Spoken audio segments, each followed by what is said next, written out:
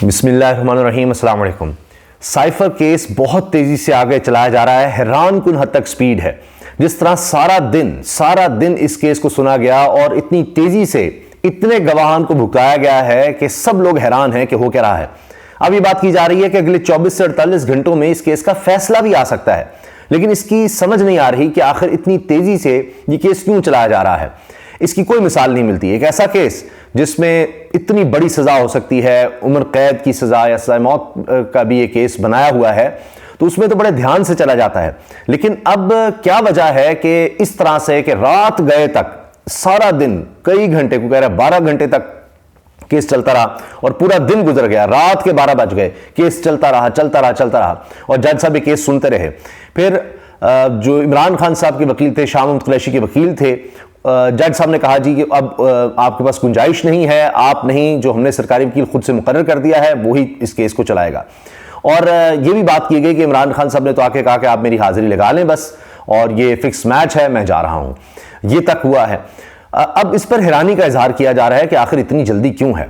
इमरान खान साहब के शदीद तरीन नाकदीन भी इस बारे में सवाल पूछ रहे हैं कि ये क्यों इस तरह से किया जा रहा है। कहीं ये तो नहीं कि ये केस भी उसी तरह से जिस तरह पहले देखा गया था, जिसमें जज हुमायूं दिलावर थे, कि बहुत तेजी से केस चलाया गया था और इमरान खान साहब को उसमें सजा सुनाई गई थी, फिर वो केस नहीं ठहर सका था। कहीं ऐसा तो नहीं होगा।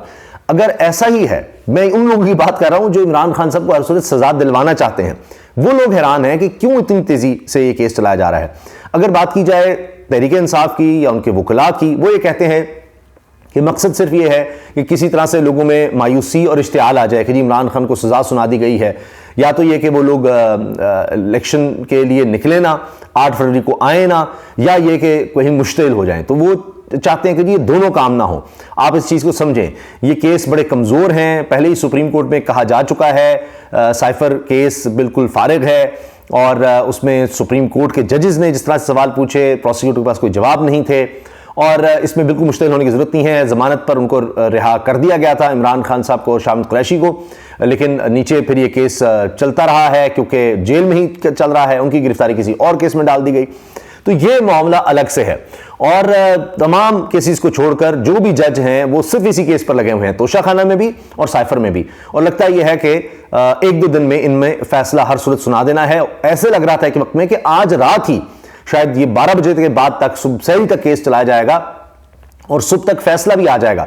जो आखिरी एक बयान होता है 342 का बताया जा रहा है, वो भी हो जाएगा। यानी जो गवाह थे, जो प्रोसिक्यूशन के थे, इमरान खान साहब के खिलाफ जो गवाह थे साइफर केस में, जो गवाह पेश होने थे वो तो हुए, उनके बयान भी कलमबंद हो गए। फिर जिरा होनी थी।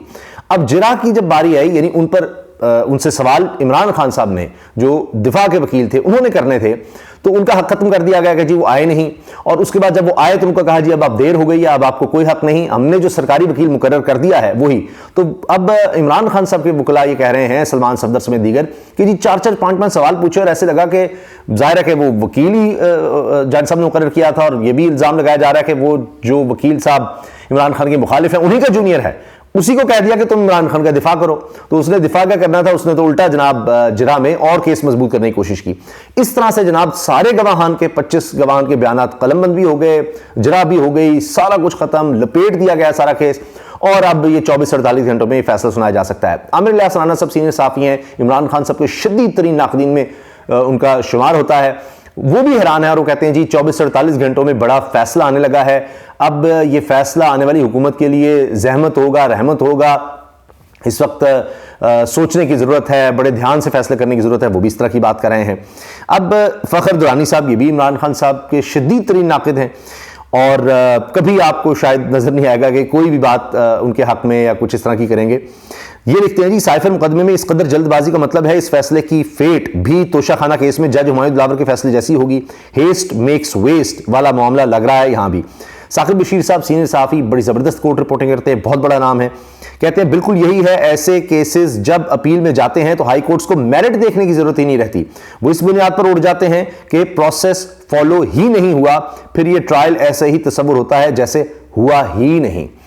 तो अब ये एक अजीब बात है कि सब जब कह रहे हैं कि जनाब ये केस ऐसे लग रहा है कि उड़ जाएगा, तो फिर इतनी जल्दी क्यों की जा रही है, क्यों ये सब इस तरह से किया जा रहा है, जब सारे कह रहे हैं कि ये तो बड़ा कमज़ोर केस बनता नज़र आ रहा है, और जिस तरह चलाया जा रहा है इस तरह केस नहीं चलते।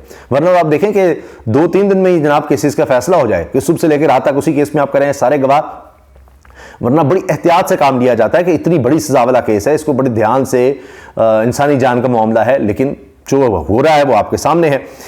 अच्छा, अब ये कहा जा रहा है कि इतना तेज जब ये केस चलाएंगे तो ऐसे होता नहीं है, खान के खिलाफ मौत की दफात लगेगी या नहीं, ये भी बड़ा अहम मामला है।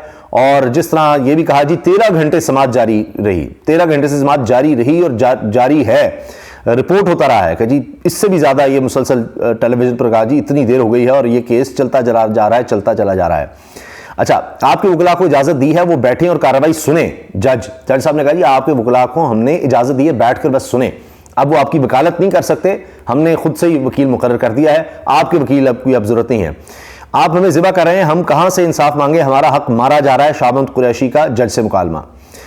साकिब बशीर साहब लिखते हैं जी वक्त का मुकाबला सख्त, आइंदा 48 घंटों में साइफर केस का फैसला पहले आएगा या तोशाखाना नैब केस का फैसला पहले आएगा, अब यह तय है।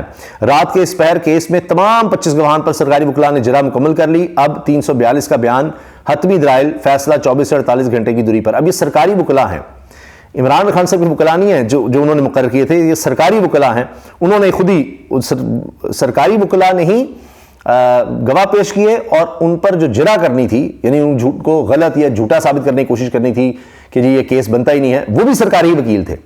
तो अब ये देखें ना, तो इस पर इमरान खान साहब का जी मैच फिक्स है, ये सारा कुछ हो रहा है, ये सब चलता रहा है।